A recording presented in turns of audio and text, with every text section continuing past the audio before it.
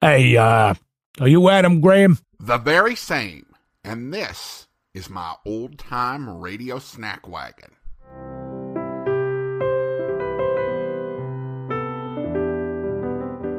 Welcome to the Old-Time Radio Snack Wagon, where we serve up a bite-sized portion of old-time radio. And now, here's your Snack Wagon host, Adam Graham. This week, we're serving up some of your feedback, but before I get into that, I do want to give you a little bit of an old-time radio snack. This is from a series called Basil Rathbone, Word Detective. This is from the golden age of radio, but it was among the 5-minute radio programs, which would be a big part of the future of radio throughout the rest of the 20th century.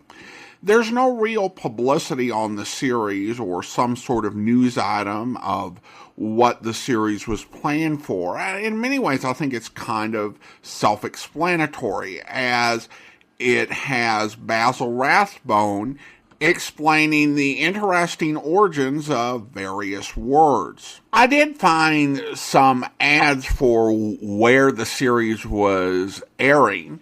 The general template seemed to feature a picture of him as Sherlock Holmes from a decade previously. The series was sponsored by the Underwood Typewriter Company and also underwritten by another local company who served as a co-sponsor of the show. For example, in the Miles City paper, I found that the show was sponsored by a local printer, in addition to the Underwood Typewriter Company.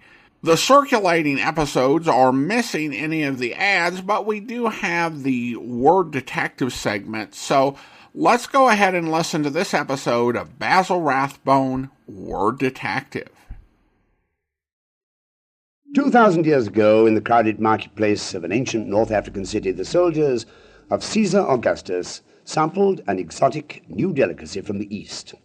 This was the start of a chain of events which led to a treat on our tables and a word in our dictionaries. You'll hear more of that word on this edition of Word Detective, prepared as an educational service of this station in cooperation with the Underwood Corporation, for more than 60 years a leader in the field of typewriters and business machines. During the years when the sprawling Roman Empire fanned out to include most of North Africa, the Emperor Caesar Augustus signed an imperial edict which elevated a bustling Mediterranean seaport called Tangier to the status of a free city. We know this ancient Moorish metropolis as Tangier. In Caesar's time, it was a rich and cultured metropolis, an important stop on Arab trade routes from the Far East. The gate of the city, which led to the produce-packed stalls of the marketplace, gave local citizens access to a selection of the most exotic wares in the world: spices from Ceylon, steel from Damascus, and at some point during Tangier's long history, nobody quite knows when, the squatting marketplace Moors added to their display a strange but delicious new fruit, delivered to the West African port by Arab caravans from the Malay archipelago half a world away. Within a short time after the fruit from the East was first put on sale in the marketplace, it was not only being served on West African tables, but also being cultivated in thick West African groves. When Caesar's foreign-based GIs visited the Tangier marketplace, this same cycle started all over again. They came, they saw, they tasted, and conquered by the experience, started their own flourishing fruit groves back home in Italy. Tucked into the toe of a Christmas stocking or adding color to the fruit centerpiece of a Thanksgiving table, we're apt to think of the fruit now as being all-American. But when we add it to our shopping lists, we still refer to it as if we were ordering not from a neighborhood grocery store, but from the honey-scented stalls of a crowded North African marketplace. Maybe you know now the word which all this is leading up to. I'll type it out for you right now on my Underwood typewriter, the only typewriter with the golden touch. The word is tangerine, meaning literally a native of Tangier. This red-tinged member of the orange family, distinguished by its easily detached rind, actually originated somewhere in tropical Asia. We know it as a tangerine because 2,000 years ago, a group of African-based Roman soldiers went shopping in a Moorish market for souvenirs for the folks back home. On tomorrow's edition of Word Detective, we're off to the races, in search of not just one word history, but a whole bundle of them. Now don't go away. I'll be back in a moment. Now you know the origin of the word tangerine, and we can dig into the mailbox. Now, I do want to say that I appreciate all the sort of brief general comments that have been shared. In order to keep this in line with the length of other episodes, I won't read all of the sort of short comments, but there were some that I wanted to share, as well as the reviews we got from the Apple Store. And we're going to start with an email. This came from Jonathan back in March, and it's regarding our Wings Over Jordan episode. And Jonathan writes, "Hello, Adam. It's Jonathan in Lapland, Nevada. I cannot tell you how much I enjoyed Wings Over Jordan. I wish that there were more copies of the show available. My other life, besides a casino worker, has been in the world of a cappella singing, as in the Barbershop Harmony Society. I've been a gold medal world championship gold medalist 3 times and performed from 1977 until I retired in 2018. The performance level of the choir in Wings Over Jordan was absolutely A-level for several reasons, which I would like to share with you. First, it is all a cappella, unaccompanied voices with no instruments. This is the most challenging style of music that few can perform. It is setting up a musical house of cards where each part is dependent on all the others to stand up. If one fails, they all fail. So in and of itself, it is a challenge that few singers can actually perform well. Secondly, and most impressive to me, is that they sing all their songs without taking a pitch up. That just blew me away. A pitch up is a note, tone on piano or pipe, to put a group into the correct key for the next song. I heard none and was amazed how this choir just started the song in a completely different key just off the top of their heads. This is a level above and beyond most of the singers I've met in my performing career. Just a few other things: the synchronization in the voices, the timing of the words, on pitch singing, and freedom of the voices were just part of some of the vocal effects that they exhibited in this marvelous performance. One other thing that really showed their professionalism and experience at broadcast performance, if you hear that humming at the end, that was a music bed for the credits to be read on top of. I guess it didn't sync up in that episode. Wow, what a great show. You won't be topping this one for me. This was a porterhouse steak from the Snack Wagon. Well, thank you so much, Jonathan. I appreciated your email for so many reasons. I am not musically trained, but I appreciate good music, and I also appreciate people who can kind of use the language to quantify what makes a musical performance so superb. You know, if you have that language and you're able to explain it. I thought your email did a great job covering that, and I appreciated that sort of understanding. Now, if you are interested in other a cappella old-time radio, you can also listen to the Golden State Quartet. I'm probably not going to play them on the old-time radio Snack Wagon, because actually the group is still around. Now, obviously not with the original members, but it essentially really does trace its origins back to the group that was started in 1934. But it was a gospel quartet, and they didn't just sing gospel songs. They kind of varied it up between, they would perform gospel songs, and then they would perform folk songs as well. It's beautiful listening, but you just never know if you're playing something that's from an existing group, what sort of issues you might run into.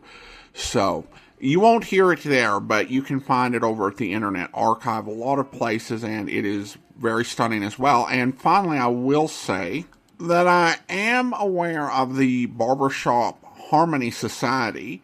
I came across their YouTube channel many years ago when one of their groups went semi-viral for performing more modern pop songs in barbershop style. You haven't heard NSYNC's Bye Bye Bye until you've heard it perform barbershop. But there are a lot of other great performances from many great groups that I found there. I've gone down the rabbit hole of listening there quite a few times.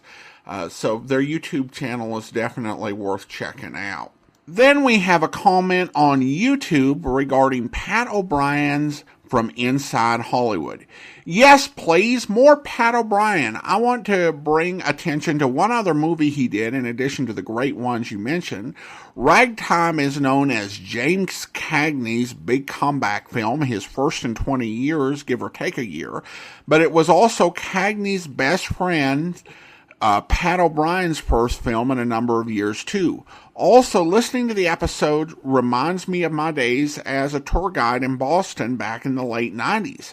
I used to talk about this very ride, and I know all the places mentioned very well. Interestingly, you can go to all those very places mentioned in this show today as you could 250 years ago, as well as 80 years ago, or in my day, 25 years ago. Well, thank you so much. I appreciate the feedback, and I've always wanted to visit those places that were so key in the American Revolution. Never quite have been able to, but thankfully I am at least able to visit through the power of radio. And then Lillian on YouTube commented regarding our Martha Mead Society episode. I always listen to the comedy detective radio shows, but this is a nice change. Thank you for sharing. Well, thanks so much, Lillian. And that one was definitely a bit of a change of pace, but really I hope with this series to spark people's curiosity about old-time radio and all the types of programs that were out there. So occasionally we will depart a bit from the sort of comedies, dramas, and storytelling for something that's a little bit different, but as long as it's interesting and I think piques people's interest. And then we also have some reviews in the Apple Podcast Store I do want to highlight, and I appreciate folks taking the time to leave a review. And the first review was left by MGill006. Adam has served up another great idea. Steve C50 writes, Adam does another solid job of introducing the listener to shorter radio programs that many of us are too young to recall. Growing up in the 50s, I recall my parents listening to some shows, but I love hearing things that are new to me. And Mary63XXX writes, another winner for Adam. Love this format. Bite-sized episodes are a great way to whet your appetite for old-time radio. And then TJ writes, another great collection of old-time radio shows curated by Adam. Thank you for the great work. And then we have a review from Captain Trish, who writes, many boomer friends that were also military children, aka Army brats, heard many radio broadcasts that had been recorded and played by the Armed Forces Overseas Radio Service.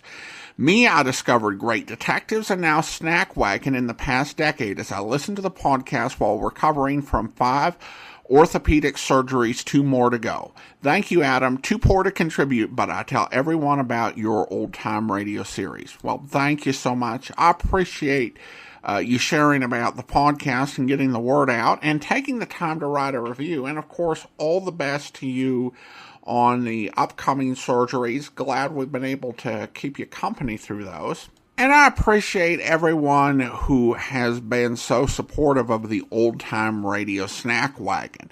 It's definitely a bit of a different podcast, and it's going to have a growth curve, but I have really enjoyed bringing you all these episodes in our first 2 seasons. Essentially, we have 2 seasons a year with a couple of breaks thrown in there.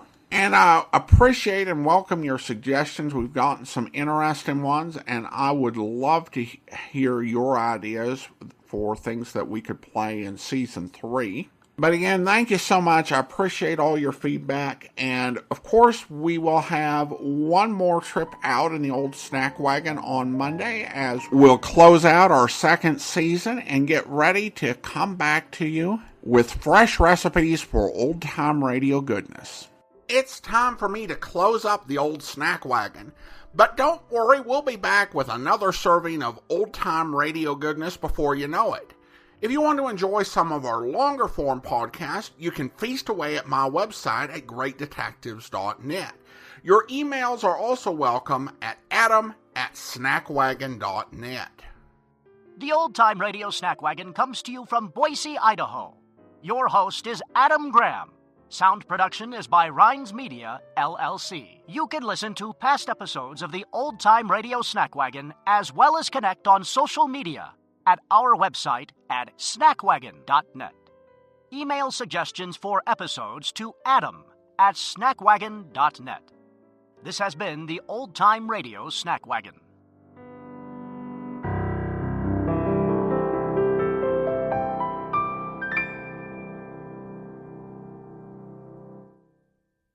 Until next time, goodbye.